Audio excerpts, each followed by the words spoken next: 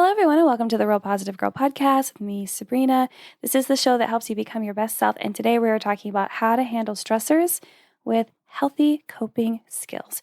But before we jump into that, as always, I want to invite you to come say hi to me on social media. I am at Sabrina Joy Perozzo on both TikTok and Instagram. So just come by and say hi and let's chat in the DMs. And I do want to remind you that if you take a look at the show notes below, it'll show you again how to spell like Sabrina Joy Perozzo if you're unsure, to find me on socials, as well as an email address, realpositivegirlpodcast@gmail.com, to send me any questions, comments, concerns, prayer requests, feedback, topics, suggestions. Anything and everything that you'd like to send me, go ahead and send me an email. And you can also sign up for the weekly Wednesday night newsletter. I say nighttime because it's like 6 or 7 when it gets sent out nowadays. But it's great because it has some other like deep thoughts and stories that I don't generally share everywhere else, at least not as thoughtfully put together as it does in the newsletter, and then just updates on things that are happening. Things are slowly happening around here, and just so you can like kind of stay in touch. And also, and like if I make like an announcement, sometimes I try to just hold it for the newsletter people. So check that out. And the other thing that I want to mention is being able to submit topic suggestions anonymously. There's a link for that. And the Emotions Everyday Planner Journal Hybrid is still for sale. And after today, it will go up to its regular price, which is $32 plus $4 shipping. And so right now it's $22 with free shipping. And so if you are interested in that or buying that as a gift, please go ahead and grab a copy of that. But let's go ahead and jump into today's episode, which again is how to handle stressors, healthy coping skills. So personally for me, I've hit rock bottom like many times in my life, and I'm not ashamed to admit that. I think it's actually important that we admit that more often, because then we honestly realize where we have come from, right? We are not just these beings that just grow up and we're like perfect and everything is great and we have like teeny tiny struggles and then we were just here, who we are. No, we have hit rock bottom. We have gone through problems. It's like if anyone's trying to present themselves as not going through any problems or not hitting rock bottom, then they're probably lying or trying to cover up what they've been through. I think that maybe if they're younger, maybe they haven't hit rock bottom yet, or they haven't recognized that that was rock bottom for them then. You know what I mean? So anyway, I've hit rock bottom many times in my life, but there was a particular time that I hit rock bottom while dealing with like people pleasing way too much. Like I was just like so hardcore being a people pleaser at this time in my life. And I believe it was around the time that our daughter was 5. I believe so. I believe she was like in kindergarten, and she actually went to the school across the street from our townhouse. It was so convenient, and it actually worked out perfectly because that was the school that had like the Spanish immersion program that she's been in her whole like education so far. Anyway, it was like so perfect. But it was when she was 5, because I remember like where the incident happened that I just like I hit rock bottom. So my whole existence at that time came crashing down when I revealed to my husband that I had a habit of cutting myself. And I've shared this like several times here and there on the podcast, and I'm not ashamed of it. I think I was at the time, of course, and that actually wasn't the first time in my life that I was struggling with that. I started struggling with it in college with all the stress and everything that I was going through there, with not just like going to school, but also dealing with my dad and like all of that drama and other things that were happening. So this was actually like the second time, I would say, where I was dealing with it and using it as a way for me to handle the stress that I was going through, right? So, and I didn't just casually tell him I wasn't doing it. It wasn't just like, oh, let's sit on the couch and, let me tell you something. It definitely was not like that. That would have been better. It would have been better. I actually ended up doing it in front of him, like in a moment of rage. And for the life of me, I cannot remember what I was upset about. I'm pretty sure that he cannot either. And I just remember that I was standing on the stairs and he was in the living room. So from the stairs in our like little townhouse, it was super cute, but not large, I could see him. and I was yelling about something. I think I had gone down the stairs and got a knife and then got back up, like partly up the stairs and then like did it. And then I remember throwing the knife into the kitchen because I was able to see the kitchen from the stairs as well. And yeah, it was dramatic. It was a lot. I was doing a lot. But it wasn't good, obviously. It was rough. And that was definitely like a moment where I hit rock bottom because even like I had been doing it a lot up to that moment and then something just broke inside me. And it's probably one of those times in my life that I regret the way I was handling my stress the most because I was taking it out on myself. And luckily, our daughter was not present for that event. She was in her room. Thank goodness. But even if she was there, it would have been really scary, right? We still would have had a conversation with her. But I was like out of control in that moment. And so, yeah, it's definitely like probably one of the like, top 3 times in my life where I'm like, oh my gosh, I can't believe this is the way that I coped. I didn't know how to cope in a healthy way with everything that I was dealing with. And so I share that with you just to be completely like vulnerable and transparent with you to understand that like we can go through such difficult, hard things and think that we've chosen a way to cope and deal with our stressors and problems. And then my way was also like a way of like gaining control over my life where I felt like everything else was out of control, right? Because I was doing it to myself and I was numbing the pain that I was going through by administering other pain that I was in control of, right? And so I just wanted to share that so you understand that if you have done something similar, you don't have to feel shameful for it because we will be able to use those times, even our deepest, darkest times, to grow and reflect and understand where we were and what we did and what we need to change and what needs to shift and move forward. You know what I mean? And to understand that maybe you feel, I don't know, however you feel. I just wanted to share that story to understand that you can hit rock bottom multiple times in your life. And sometimes you can be doing something that's really hurtful to you, and then it could just like blow up all at once. But, when we are going through things that cause us stress, or it's a traumatic event or something, traumatic experience, we end up adopting a way to handle whatever is going on so we don't break down completely, right? So we don't just fall, just combust into dust. It's a way for us to hang in there through what we're going through and manage our painful and difficult emotions, right? We don't want to just give up. We want to hang on, and we feel like we have to hang on because of other people in our life, responsibilities, and whatever the case may be. But what we choose to do to get through those times is known as a coping mechanism, which I'm sure you've heard. So a coping mechanism or a coping skill, whatever you want. And it's very, very important that we choose a coping mechanism that is healthy and not unhealthy, which seems very I intuitive, a thing to choose. Because, something unhealthy will only lead to more problems in the long run. However, it might not, spring to your mind immediately to identify what would be something unhealthy versus something that would be healthy, right? So, it's just important to identify that. And I've found that a lot of times we will skip over things that seem, very common knowledge, and sometimes they're not. So I just wanted to make sure that was just very clear. It's very important, very, very important, 2 varies, that we choose a coping mechanism that is healthy and not unhealthy. And, I wanted to make sure that I noted that when we talk about events that cause us stress or trauma, I don't mean just negative experiences, things like breakups or a divorce, abuse, or grief will for sure benefit from a healthy coping mechanism, for sure.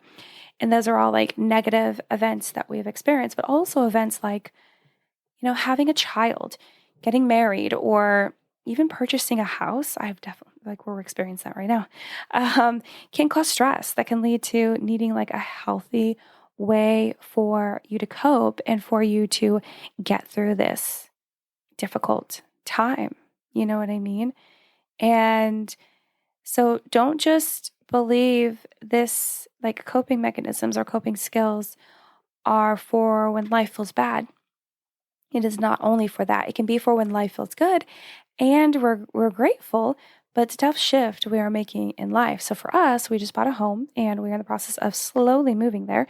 And we're so very lucky that it's so close that we can do kind of a slow move. And next week we'll do like a bigger move where we finally get everything out.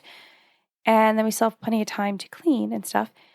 But as happy and grateful that we are to be able to move into a home that is ours and that we own, that we can fix up and stay in for a while, it is a lot of stress and it takes a lot of time and energy, and it has, led to bickering and fights and arguments and hurt feelings and dealing with the stress of that and having to figure out how you're going to afford this, that, and the other and make decisions on budgets and stuff like that. It can be a lot of stress. And so finding a healthy coping mechanism to handle that is very, very important, because if you lean on something negative, like, hurting yourself, it's not going to make the situation better. It's going to make it so much worse. So today we are going to look at 5 different types of coping mechanisms with examples of each.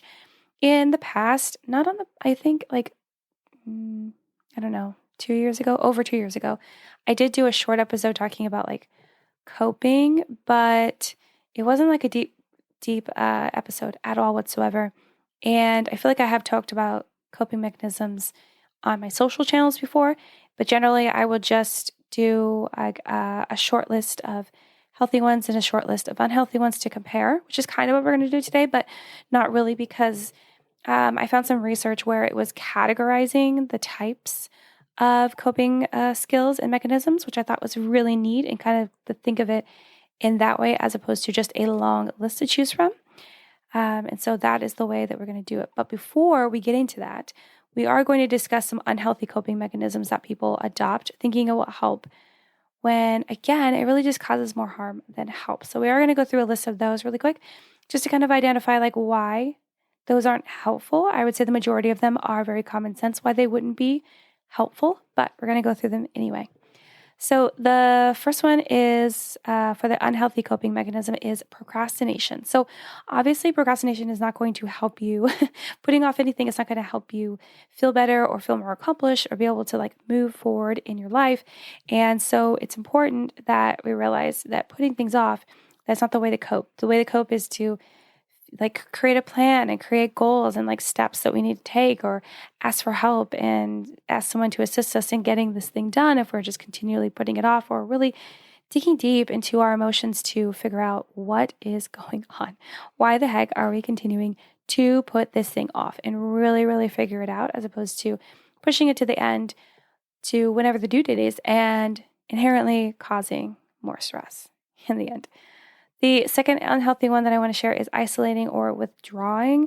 So if you're pulling away from the people in your life that you normally spend a lot of time with, that you really cherish the time and the energy and the connections and relationships, but you start pulling away from them. And it could be for a variety of reasons. Maybe it's just like you feel ashamed, or you feel worried to share what you're going through, and you don't want anyone to judge you or offer any opinions, and you start pulling away and you don't want to talk about it, or you start pulling away when something good happens because you think that maybe because you had a child, which is an amazing, blessed event, is going to be some sort of like bother on people. And so that's the way that you're coping with the stress of your life changing, and how is that going to affect your social life and how you interact with other people, or things like that. So it's definitely going to be unhealthy for you to isolate and withdraw. Honestly, you just need to, bite the bullet and test those relationships, to say, like, not necessarily like a test, but, just continue living life the way that you were as best you can, and see how it works for you and how it works for them. And maybe some changes will be made, but there's no reason to like pull yourself away and hide because of shame and fear, when really that's going to, again, increase your stress. The next one is criticizing others. Obviously, we do not want to go around criticizing other people, making them feel bad because we're feeling bad. That's just projecting your feelings, and that's not what we're going to do here. So criticizing others needs to definitely not be on the list of coping mechanisms because, again, it's just really you're lashing out, you're projecting your feelings, and nothing is getting better, nothing is changing. If anything, you might feel worse later. You're not making someone else feel worse, but you're encouraging them to feel worse with whatever you are lashing out at them about. The next one is refusing help from others. Obviously, if people see that you're in need and you're like, no, I'm good, but you're really not good and you're lying to them, like, why would you do that? Why would you deny yourself the help and the assistance of someone that wants to help you? So let's say that you did move and someone wants to help you like unpack, or actually, I do have a very relevant story to that because when we moved into this house, which we rent, the one we currently live in, and we've lived here for 2 years, just a little bit over 2 years. And when we moved, because we rented in here so we could see if we liked the neighborhood, now we bought a house. But when we moved in here, my mother-in-law wanted so badly to come visit us, and they live like 90 minutes north, so not that far, and help me unpack. And that is the last thing that I wanted because I have control issues. And I was just like, oh, I don't want her to come help unpack because I was telling my husband, I was like, I don't want her to tell me where things go. Like, I know where I want things to go. And that's just it. And he was like, if you just tell her, then she'll know. And she'll give suggestions, but just allow her to help because she wants to help. And so, but my way to cope with the stress of moving and then having to put this whole house together from the other house that we had, that we still have, but that we were living in. And it was a lot. It was a lot. But I was like, I wanted to refuse help, but help was being offered. And so my husband's like, no, you gotta talk me into letting it. And it was helpful because, she may have put a couple things in the spaces that I didn't intend, like want them to go, but that wasn't a big deal. And she wasn't like fighting me on it. And it actually turned out to be a better situation. So if you're refusing help, or maybe you had like a new child or you've had surgery or something, and you're refusing help from others, like you should definitely accept that help while you can get it and work on, getting like resetting and getting back to that baseline of your life where you feel like things are manageable. The next one is abusing substances. This is very, like it's common knowledge to understand that if you are starting to abuse whatever like drug or substance, that is definitely an unhealthy coping mechanism. That's not going to make anything better. It's going to make a lot of things worse and cause more problems for you down the line. The next one is blaming yourself. If you spend all this time blaming yourself for whatever is going on, or for the stress that you're having, or for why this or that didn't work out, again, it's not going to solve any problems. It's not going to change anything. It's not going to really help you move forward. It's only going to actually push you back and hold you captive in this negative mindset that is doing so much hurt and no help, like negative help, negative 100 help, negative 100 help. The next one, second to last, is overspending. This is a very practical one. And if you feel like things are out of control in your life or stress, and then you decide that, hey, I'm just going to hop on over to Target and just buy whatever I want, or I'm going to get online and I'm just going to go on a shopping spree because I feel like I need things in my life to make me feel fulfilled, that is a problem. Maybe, should that be an episode? Do you think that talking about that, especially during like this time of the year, if you're listening when this is being released, which is November of 2022, getting closer to the holiday season and spending money, do you think that would be appropriate? If you like that topic idea, and I'm going to see if I can pull people on Instagram too, talking about how things don't fulfill us or shouldn't. Ooh, is that a good one? Let me know. Let me know. Hit me up, please, please, please. And if you do hit me up, maybe I'll send you a gift card.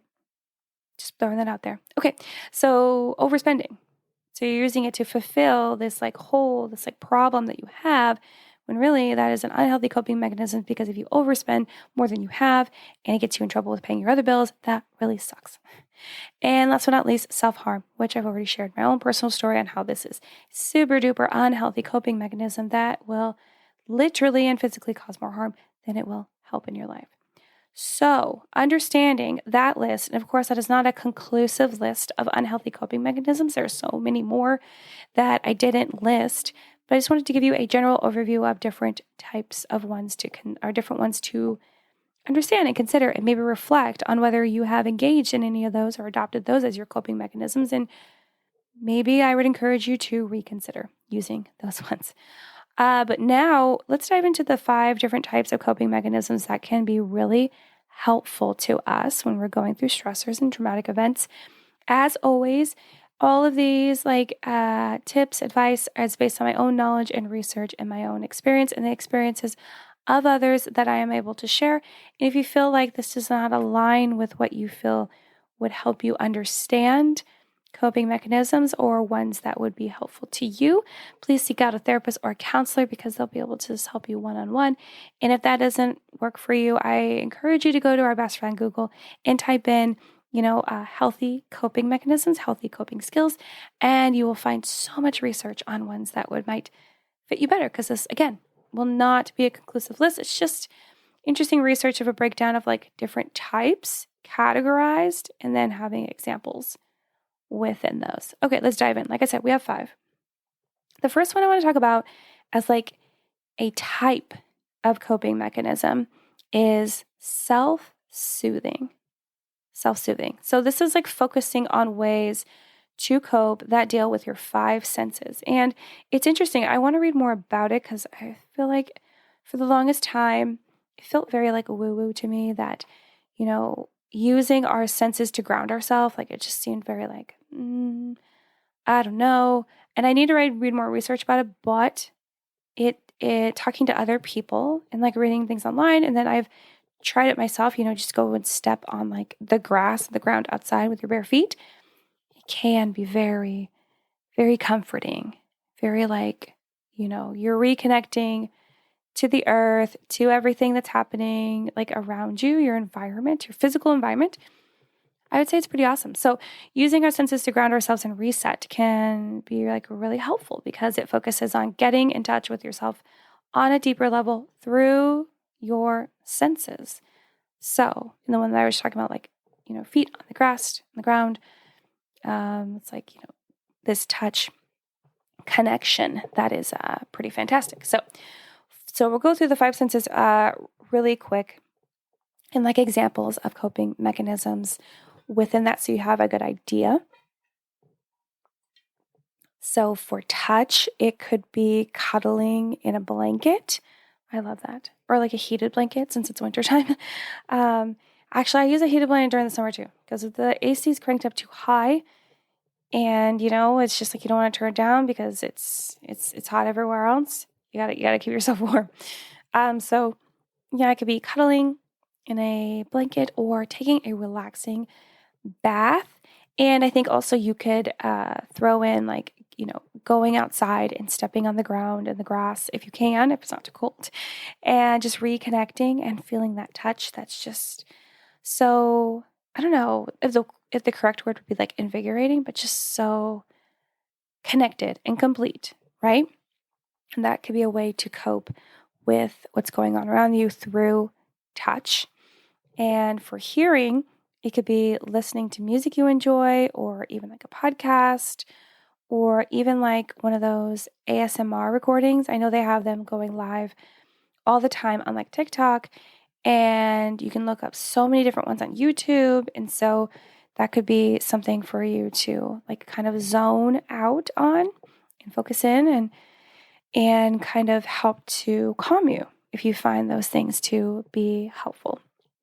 For sight, it could be enjoying a scenic area around you or admiring art and things like that, looking at the clouds. I like those kind of things. Even today, I do spend a lot of time looking out the window. Luckily, where I live right now, it has a perfect, beautiful view of the green space behind the fence. And so I can see deer often. And I think we've seen a couple cats and bunnies, birds. It's unfortunate because the new house we're moving to, my daughter and my husband have the back of the house rooms. And so for my husband's office and for my daughter's room, so they get to actually stare off into green space because lucky enough, our house is looking out into green space again. But my office is facing the front of the house, so I'll be able to see the street and all the drama that happens in the neighborhood. I don't think there's drama, but anyway, it's something that I love to do. So if I'm driving around and I see beautiful scenery, I like to just look at it. It's calming and it's helping, whatever I'm going through that day.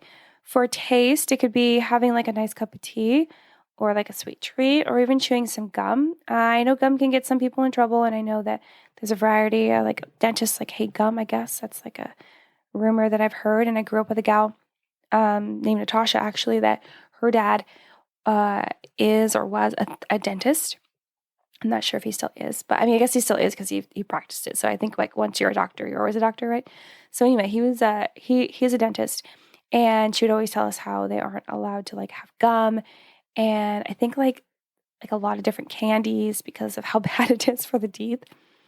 So it's like whatever you feel like for taste, that would really help you. Maybe it's, having a nice cold like soda, especially if you don't drink soda a lot.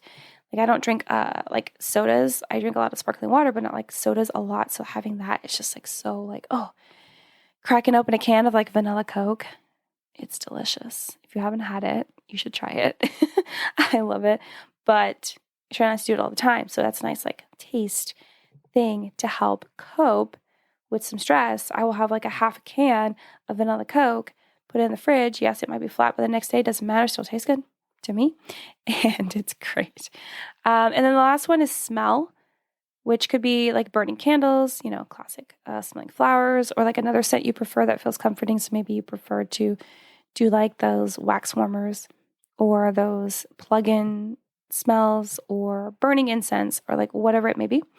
And really having like those scents like, feel calming and feel soothing and feel like relaxing and like, like maybe draw you back to a different time where things were just like felt like so good and manageable and a really great time of your life. So self-soothing, that is the first type of coping mechanism that we're talking about, that's focusing on using your 5 senses to really help you get through whatever is going on. The second one is distractions. Super classic. I love a good distraction. So you're forcing yourself to not be consumed by your problems, struggles, or stressors by doing something else that takes your focus. So you're no longer going to be like, oh my gosh, what am I going to do? And you're instead going to be like, okay, let me binge watch this whole show right now. So this could be like doing a puzzle. Puzzles are great. Watching TV or, because you're watching a movie, a TV show, whatever it is. Maybe you're reading a book and you get like really, really into those books. I know that everyone is into Colleen Hoover right now. And I just want to say, this might be really obnoxious, but I just want to say that I was into Colleen Hoover like way back when. Like when I was telling you about the story about, me not choosing the healthiest coping mechanism, I was into Colleen Hoover then, okay? And that was like a decade ago. That was a decade ago because our daughter is like 14 and a half now. So, and that happened like, I think when she was 5 or maybe like right before she turned 5, regardless, because we still lived in that house when she went to preschool.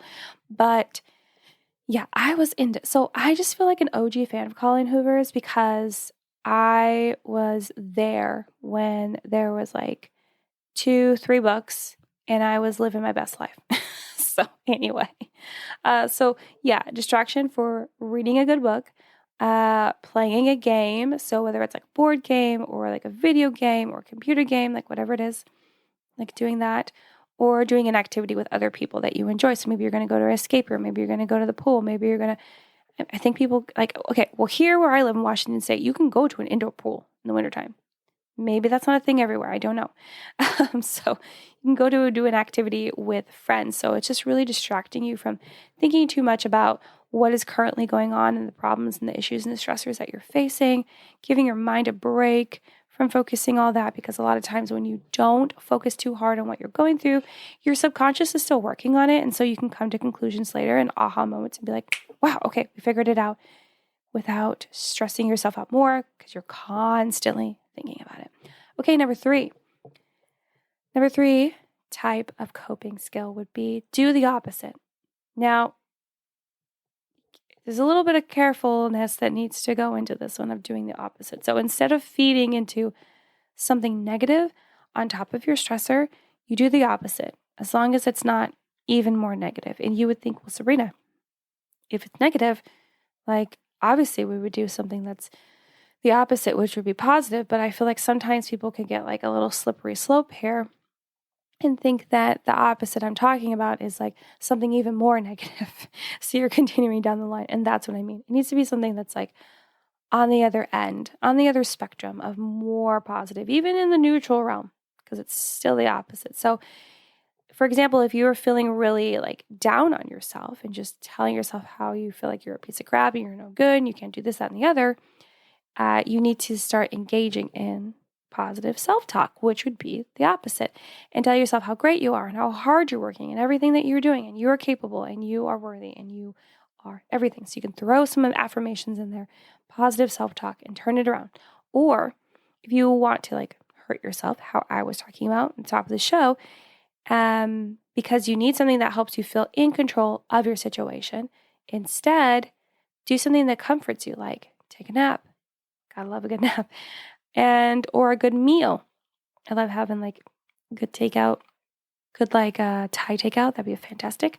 Or an activity you love the most. So if there's something that you really, really love, maybe you don't make time for it all the time, and you decide to do that. Maybe it's like painting, or maybe it's like designing something, or whatever it may be.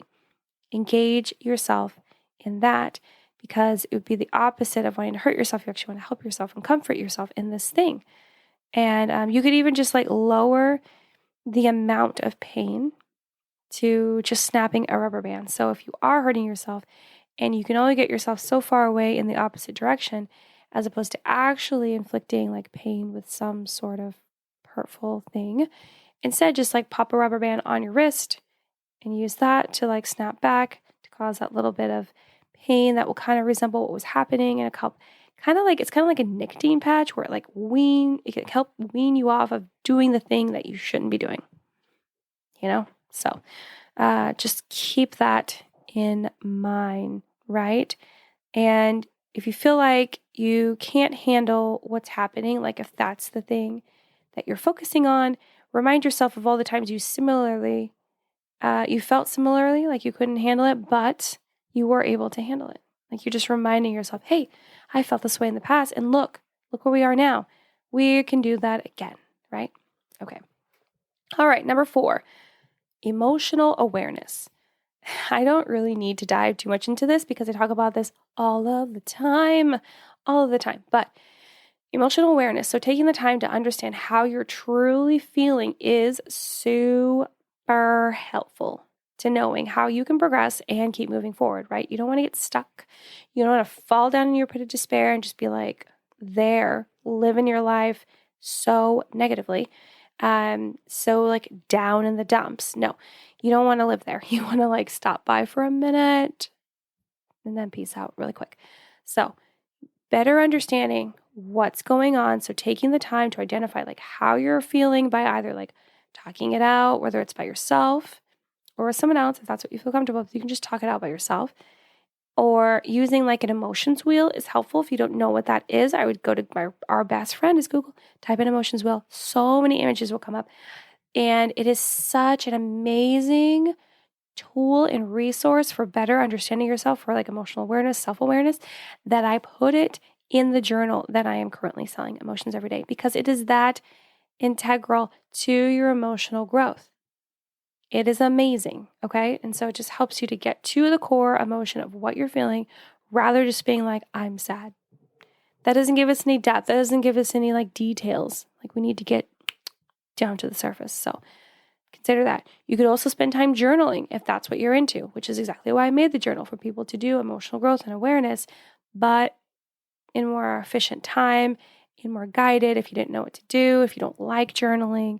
So you can find like a resource like that, or just like, grab an empty like notebook and start journaling, or do it on your phone, do it on your computer, whatever you want. Or there is always just attend therapy sessions, right? Or you can do that and then other things on top of that. That's what I do, because I do go to therapy every single week. So getting to the core of the emotions will help the most. It will, because you will be able to cope better with what's going on and understand yourself and how you are going through this, and the best way for you to move forward and not get stuck, right? So emotional awareness, amazing. And then last but not least, we're going to talk about mindfulness. So being mindful grounds you to what's happening here in the present, in the right now, which can be really difficult for us to focus on because so many things are happening, or we're preparing them to happen, or we hope that they're going to happen, or we wish they hadn't happened.